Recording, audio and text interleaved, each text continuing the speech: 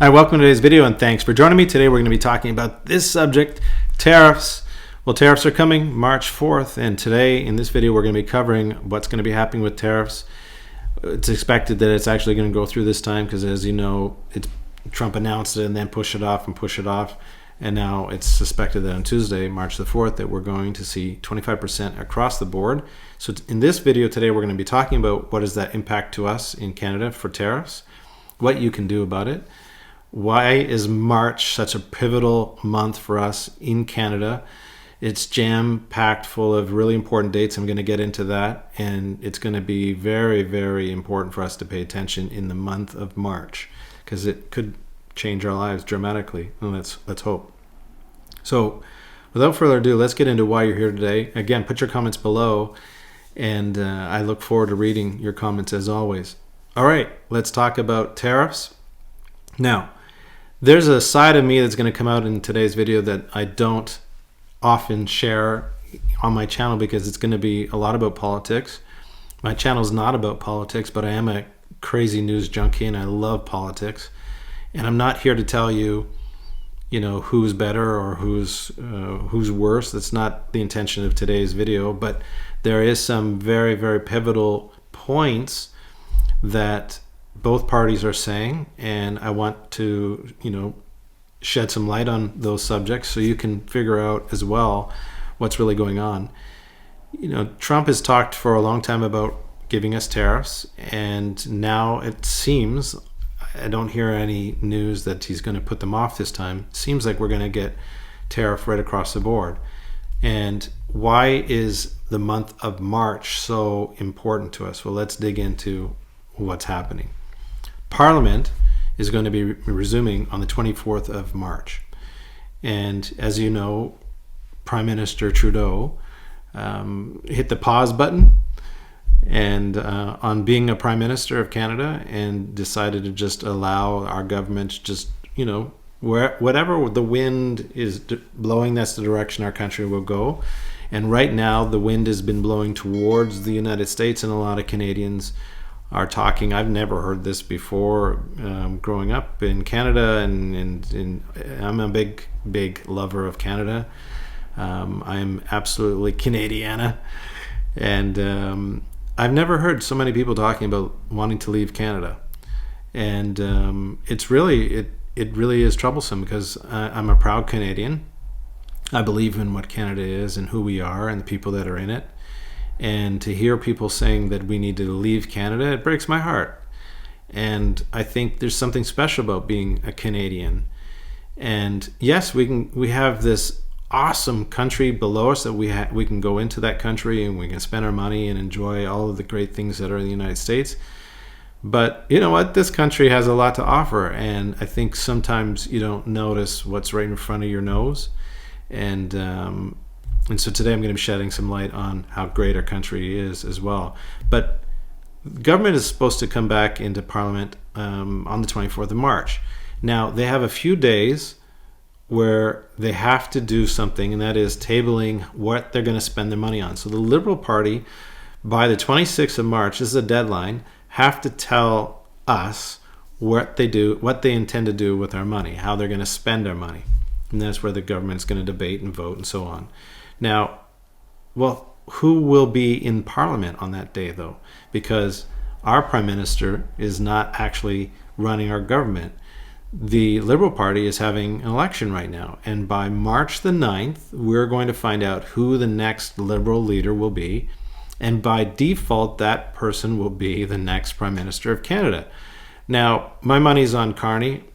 I'm not saying that I vote for red or blue. I'm just saying, if you're looking at who are the candidates in the election, I'd say probably Carney. We just had an election in Ontario, and you say, who do you think is going to be the next Premier of Ontario?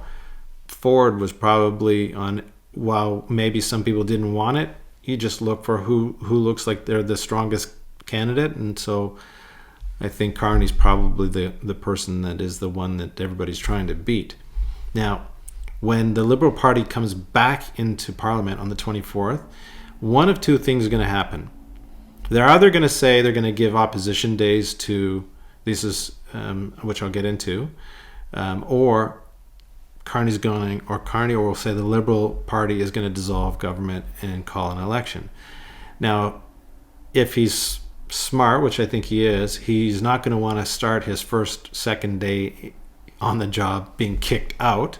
So he's going to say, let's call an election, and I'll prove that I can be the best prime minister and go through the election process. But if not, they have to do this, opposition days. What is opposition days? These are a certain number of days, usually 3 days, that are provided to the opposition party to table non-parliamentary business. That's code for, lost confidence of the government. So someone's going to stand up and say, we've lost confidence in the government, and that'll be when they table their speech. They'll give their speech about where they plan to spend their money, and somebody's going to stand up and say, we've lost confidence in the Liberal Party, and we are inviting other parties to join us in toppling the government. Now, if that actually happened, then that means the parliament would be dissolved by the end of March. A campaign, for an election campaign, has to last 37 to 51 days. That would mean that an election would have to be held in early to mid-May. So we are going to have, unless there's something else that they're going to pull out of their hat, some kind of parliamentary process that hasn't been seen since 1922 or something, that they're going to be able to delay that all the way to October, which we all hope that won't happen, because if that does happen, there will be tariffs all the way to the end of October. But if there is a new prime minister in May, then I believe this is going to change the direction of what's going to happen with tariffs. Tariffs, Trump doesn't want to tariff Canada. He has no interest in tariffing Canada. What he wants to do is make deals. Trump's a deal maker. And the problem is, there's nobody in Canada that he can actually reach out and make a deal to, because, to negotiate anything, our prime minister is actually not running the country right now. And what are the things that Trump wants to negotiate on? Well, he wants to talk about this agreement that was put in place in 2020, the United States, Mexico, Canada trade agreement. He also wants to talk about our NATO commitment, that we're only spending about 1.3%. We're 8 out of 32 nation members that are not, one of 8 32 nation members that are not meeting our commitments. So he wants us to meet our commitment. And among other things, strengthen the border security for fentanyl and illegal border crossings and all these things. So there's actually some serious things that Trump wants to talk to Canada about. The problem is, who's he going to talk to? Our prime minister, as of Monday, you're probably watching this video on Monday, is actually having breakfast with the King of England and doing his farewell tour. He's doing like adios amigos. Let's see if anybody catches that one. And so while Trudeau is meeting with the King, the Liberal Party is voting on who will be the de facto Prime Minister of Canada. We're probably going to get an election in May. Meanwhile, Trump is laughing at us. He's like, look at Canada is just not really have any direction. They are just adrift in the ocean right now. And why not tariff them? Why not punish them until somebody serious is going to step forward and actually negotiate? And so who that might be is this person, 𝗵𝗺 I hope I'm pronouncing his last name correctly. But if you haven't seen this video, it's called Canada First speech, I would encourage everybody, whether you are blue or red, just listen to him talk. Now, when I'm voting for a Prime Minister of Canada, a little bit of my politics, okay?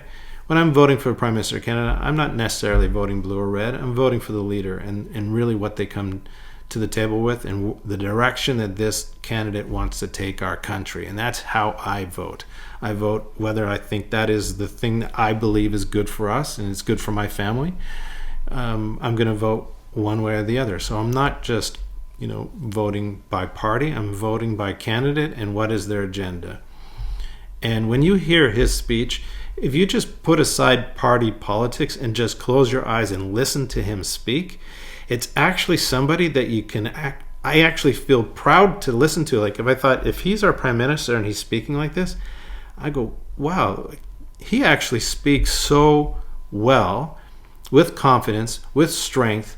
And instead of doing what I think what the Liberal Party is doing right now, and that is like two kids in a sandbox, don't want to play with the other toys. Trump's going to tariff Canada. Canada's going to tariff the United States. That's a no-win situation for Canada. We cannot do that. Our economy cannot outwin the United States, the biggest economy in the world. So it's a big mistake. Pierre, what is he saying? If you listen to this speech, he's talking about two great nations, great people, long histories, have always been allies. Why would we be fighting? Why would we be tariffing each other? We're gonna weaken each other's economies around countries that really want to eat our lunch.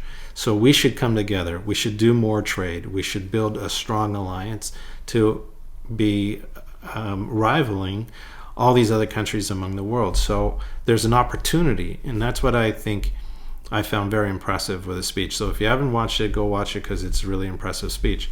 Enough of my soapbox. Now, something about Canada and our contribution, people talking about us being the 51st state, that's not going to happen. I think for the most part, Canadians are proud to be Canadians.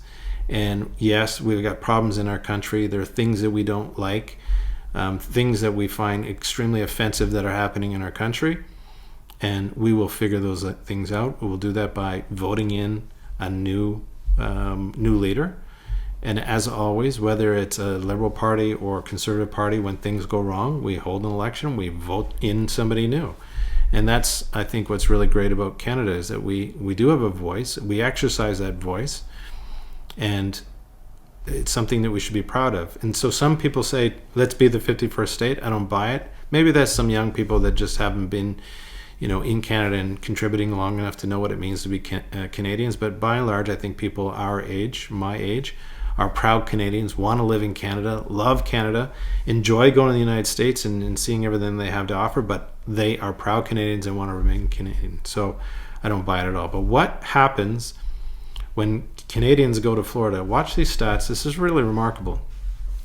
3.2 million Canadians go to Florida every single year. It makes up 27% of all international travelers. So when you think that Trump is saying that we're not doing anything for the United States and the United States is subsidizing Canada, I don't buy it. Look at this. It's adding over $100 billion to the economy of Florida. We're providing, because we're going into Florida, 1.5 million jobs are being created in Florida because of Canadians going to Florida. So this idea that if we just stopped going to Florida, what if we just said, for the time being, while this is happening, I'll tell you what, we just won't go to Florida. Canadians will go somewhere else. Now, this is part of what I believe you can do, this next few slides. So is there other places where we could go and enjoy the summer weather and enjoy it? Yeah, there's plenty of or the winter weather. Yeah, there's lots of places. So there's this website that you can go to. And by the way, none of the things that I'm sort of bringing up today, none of them are sponsors, okay? I just found them because it's of my own interest, saying, okay, how can I support Canada? How can I support Canadians? Where can I buy and replace the things that I'm buying today? And probably I was actually shocked to find out that I'm already purchasing a lot of made in Canada products. This website will allow you to go and check on where you can go grocery shopping, where you can buy your clothes and your food. It's an amazing website. It's easy to navigate. So what I'm going to be doing is going through our shopping list and saying, okay, when we go to No Frills or to wherever, we're going to be looking for these items for the time being. And we're going to not worry about tariffs. We're just going to buy made in Canada. And hopefully that's going to send a message to the United States saying, we don't necessarily need to buy your products. We have a lot of great Canadian products. So this website is a fantastic resource for you to build your shopping list. And by the way, they have some other things that you can go in. You can see like best places to retire and best universities. Like, it's a really great resource about Canadiana. So I love it. The next one, if you're planning on travel, 2 sites that I want you to write this down. 𝗪𝗏𝗃𝗃.ca, just about travel tips, destinations, all kinds of places you can see there about the Caribbean, where you can go. But this one here is one that I really enjoy. It's called International Living. Now, many of the people that are watching, including probably you, like to travel and are either in retirement or near retirement, and you're thinking of places where you'd like to travel. You're making that bucket list. This is a great resource, because when you go on here, you can just look at a country. It'll tell you cost of living, crime, how much does it cost to rent versus buying a property taxes, what is the cost of goods for you to do grocery shopping, restaurants, nightlife, weather.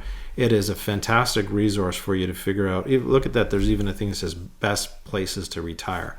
So I would encourage you, if you're thinking of traveling and not wanting to go into the United States, look at this website, because it'll give you a lot of resources about what might be, if you're thinking of traveling wherever. It's a great place to look at. Okay, so let's now have a little bit of rah-rah session about Canada. If you're moving into the spring and you're thinking about where you're going to travel, instead of going to the United States this year, I want you to reconsider Canada, okay? I'm just going to give you a few places. This is Lake Louise and Banff. If you haven't been to Banff and you haven't been to this area, we're talking like magical to see this water, to see this mountains. We have this in Canada. You don't have to go somewhere else. It's right here, a few hours away. I encourage you to go there. Prince Edward Island. This is just, it's a breathtaking province. I don't know how to describe it. Every time I've been out east, the world seems to slow down. Time seems to slow down. And you just seem to everything, all the stress melts right out of your body. It's actually interesting being an Ontario resident and going to British Columbia and having been to the East Coast as well, and seeing the pace of life is so completely different in Ontario. And Ontario, I feel like I'm in like a wash machine. It's just constant. And out east, time seems to just slow down. So I'm gonna encourage you to go to Prince Edward Island. If anybody hasn't been to Quebec City, the cobblestone roads, and so much to offer, so much for you to see and do in Quebec. So if you're thinking of going to Quebec, whether it's winter or summer, it's a great province to visit. British Columbia, there's nothing like being in the water in British Columbia and looking up and seeing mountains. It's just being an Ontario resident, and the only thing I see when I look up is skyscrapers. I'm just so proud of being Canadian, because we have this in our own country. The best of traveling to Europe or traveling to the United States, we have it right here in our country. Now, what can I say about Toronto with the CN Tower, our hockey teams, our baseball teams? The city is looking like little Manhattan. If you're thinking that you want to go to Manhattan, have a look at downtown Toronto. The energy downtown is electric. So many tall buildings, the nightlife, the restaurants, incredibly magic city in the summertime, filled with tourists, so much to see and do in Toronto. It's hard for me to not include that on the list. Now, if you're near a lake in Canada and you can go north and see a cottage and just spend time in a cottage, I think this is one of the most Canadiana things that you can do, is to go out to a cottage. This is Muskoka. I'm from a northern, I'm from Ontario, but I'm from a northern Ontario.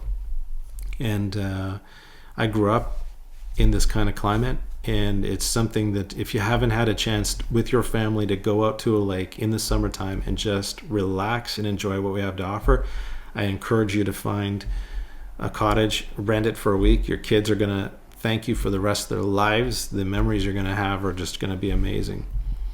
This is Cabot Trail in Nova Scotia. I mean, it's just, I don't know, this is magic when I see these kinds of things. Niagara Falls, I never get tired of Niagara Falls. Every time I go there, I'm just absolutely amazed that this kind of thing is right a couple hours, an hour and a half away from where I live. And it never gets old. And there's so much to do. If you haven't been to Niagara Falls, it's a lot of fun. Now, about going outside of Canada, the whole theme here is not going to the United States. If you haven't been to Turkey, and why am I suggesting Turkey? Of all the places you could go to, why am I suggesting Turkey? And I'm only saying it for one reason. It's probably the cheapest place in Europe that you can go to when you think of the exchange, okay? If you're thinking about going to Portugal, okay, it's not bad. It's in terms of exchange. But most European countries, it's kind of expensive to shop and to eat and everything else. Turkey is very inexpensive. We've been there. We're going again. People say, are you worried about any violence? Never, ever have I been worried about violence in Turkey. It is unbelievable in terms of what you can see. The topography in Istanbul is just unbelievable. The mosques that are everywhere, all the history that's there, the cost of things is gonna, I don't know how to describe it. I thought they had made a mistake when we had bought some groceries. I thought, can't be. That can't be. It's so cheap. So if you're thinking of going to someplace in Europe, consider Turkey. By the way, Turkey's not sponsoring this video. I'm just trying to tell you where we've been and really enjoyed it. Whether you go to Istanbul or Izmir or Antalya, these are going to be wonderful places for you to visit. So I encourage you to go. Okay, that's the end of the video. And I want to ask you one question. Are you planning on boycotting any USA products or travel to the United States? I'd like to know that. If you're just outright saying, we're going to do our level best not to buy US products, and we're not going to go into the United States. We're going to change our travel plans for the near future. Interesting to know that. Put your comments below. Again, thank you again for joining me on today's video. Such a pleasure seeing you and being able to talk to you about this, I think, important information. I look forward to seeing you in the next video. Thanks, and be well.